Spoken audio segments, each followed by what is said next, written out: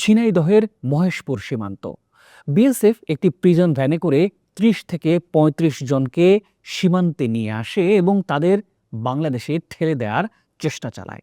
BGB এবং স্থানীয় গ্রামবাসীরা তাৎক্ষণিকভাবে প্রতিরোধ গড়ে তোলে। সেখানে শেষমেশ বিএসএফ বাধ্য হয় সেই মানুষগুলোকে ভ্যানে তুলে ফিরিয়ে নিয়ে যেতে।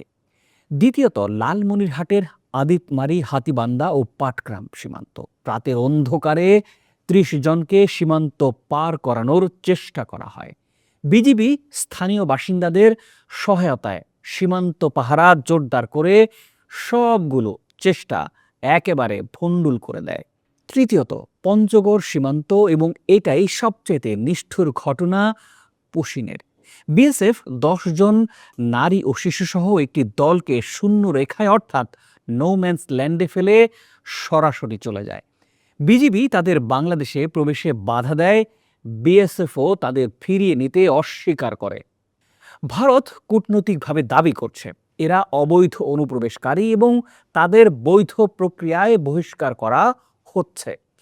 এবারে একবারে সরাসরি হোল্ডিং স্টেশন বানানো হয়েছে বর্ডারের জেলাগুলিতে। সেখান থেকে এখন অবধি ৪,৮০০কে ওপার পাঠিয়ে দেওয়া হয়েছে। আর এখন আমার হাতে আছে হোল্ডিং স্টেশনে ৮৩৬ জন।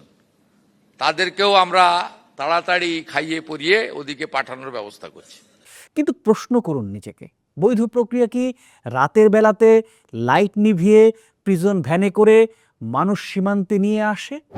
বৈধ প্রক্রিয়াটা কি কোনো যাচাই ছাড়া, কোনো আদালতের আদেশ ছাড়া, কোনো দূতাবাস নোটিফিকেশন ছাড়া মানুষকে অন্য দেশে ঠেলে দেয়া? বৈধ প্রক্রিয়াটা কি নারী ও শিশুদের জিরো লাইনে ফেলে চলে যাওয়া? আন্তর্জাতিক আইন অনুযায়ী যে কোনো নির্বাসন প্রক্রিয়ায় সংশ্লিষ্ট ব্যক্তির পরিচয় যাচাই, আইনি সুরক্ষা এবং দ্বিপাক্ষিক কূটনৈতিক প্রক্রিয়া একেবারে বাধ্যতামূলক। ভারত এর কোনোটিই মানছে না। এটা বৈধ বহিষ্কার নয়, এটা অবৈধ পুশ ইন, এবং এটা বাংলাদেশের সার্বভৌমত্বের উপর সরাসরি আঘাত। বিগত সরকারের আমলে এই ঘটনাগুলো প্রায় চাপা পড়ে যেত। এবারের পরিবর্তন হলো বাংলাদেশ এবার সরাসরি মুখোমুখি অবস্থানে দাঁড়িয়েছে এই সব অবৈধ পুশিনের বিরুদ্ধে। সম্মানিত সীমান্তবাসী, দেশের বিভিন্ন সীমান্ত এলাকা লালমনিরহাটে রাতের পাহারায় অংশ নিয়েছে স্থানীয় বাসিন্দারা।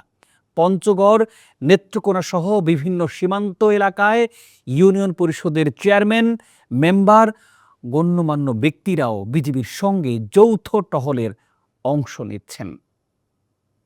নেত্রকোনা সীমান্তে বিজিবি মেগাফোন, সার্চ লাইট আর শীষ ব্যবহার করে রাতে পাহারা দিচ্ছে এবং গ্রামবাসীরা স্বেচ্ছায় রাত জেগে সীমান্ত পাহারায় যোগ দিচ্ছে প্রতিদিন। এটা শুধু সামরিক প্রতিরোধ নয়, এটা নাগরিক প্রতিরোধ এই পুশিনের বিরুদ্ধে, ভারতীয় আধিপত্যের বিরুদ্ধে। বিজিবি এখন গ্রামবাসীদের কাছ থেকে সীমান্ত সংক্রান্ত গোয়েন্দা তথ্য সংগ্রহ করছে। গ্রামের মানুষ জানে কখন অস্বাভাবিক নড়াচড়া হচ্ছে, কখন অচেনা গাড়ি আসছে সীমান্তে। এই স্থানীয় জ্ঞানকে এখন জাতীয় নিরাপত্তার হাতিয়ার বানানো হয়েছে। বর্তমানে বিজিবি ২৬টি জেলার সীমান্তে বিপুল সংখ্যক সৈন্য মোতায়েন করেছে। ৪টি শিফটে ২৪ ঘন্টা টহল চলছে। এটা বিগত বছরগুলোর বাংলাদেশ নয়, এটা জেগে ওঠা এক বাংলাদেশের চিত্র। যে বিজিবি একসময় দুর্বল, মনোবলহীন বলে পরিচিত ছিল, সেই বিজিবি আজ ২১টি পুশিন এক এক করে ব্যর্থ করে দিচ্ছে। তাদের পাশে দাঁড়িয়ে আছে এই দেশের অসংখ্য মানুষ। প্রিয় দর্শক, একটু ভাবুন, বাংলাদেশ ভারত সীমান্তের দৈর্ঘ্য প্রায় ৪,৫০০ কিলোমিটার। এই বিশাল সীমান্তে প্রতি রাত পাহারা দেয়া কতটা আসলে কঠিন তা বলার অপেক্ষা রাখে না। কিন্তু ভারত কেন এত দ্রুত, এত ব্যাপকভাবে পুশিনের চেষ্টা চালিয়ে যাচ্ছে?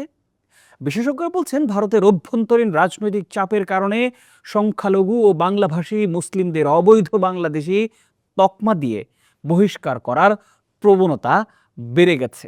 এনআরসি বা ন্যাশনাল রেজিস্টার অব সিটিজেন্স প্রক্রিয়ায় যারা তালিকাভুক্ত হতে পারেনি তাদের একটা বড় অংশকেই এভাবে সীমান্তে ঠেলে দেওয়া হচ্ছে। কিন্তু এখানেই বড় প্রশ্নটা হলো, এই মানুষগুলো কি আসলেই বাংলাদেশী, নাকি তারা ভারতীয় নাগরিক যাদের নথি নেই বা নথি হারিয়ে গেছে? যাচাই প্রক্রিয়া ছাড়া এটা নির্ধারণ করার কোনো উপায় নেই, এবং সেই যাচাই না করেই রাতের অন্ধকারে মানুষ ঠেলে দেয়া এটা মানবিক অধিকারের চরম লঙ্ঘন।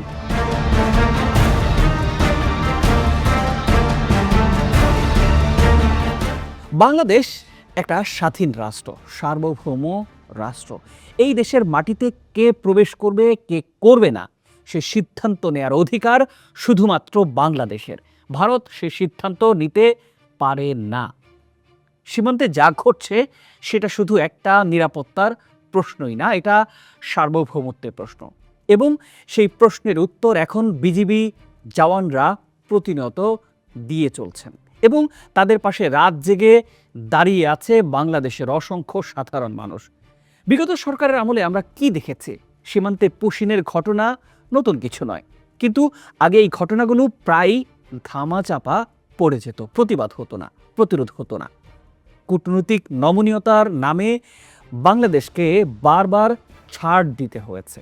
কিন্তু আজকের বাংলাদেশের চিত্র একেবারে ভিন্ন।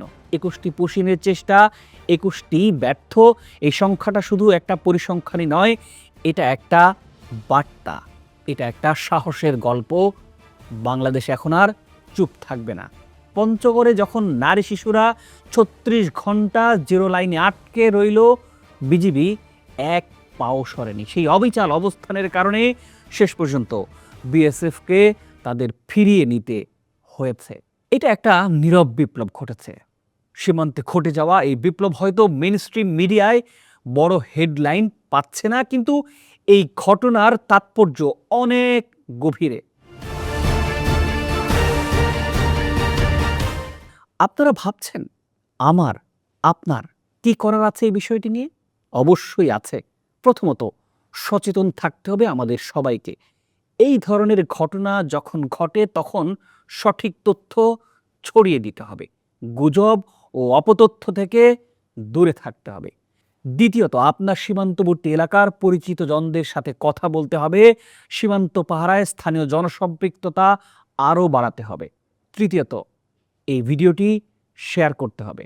যত বেশি মানুষ জানবে তত বেশি চাপ তৈরি হবে সঠিক কূটনৈতিক পদক্ষেপ নেয়ার জন্যই।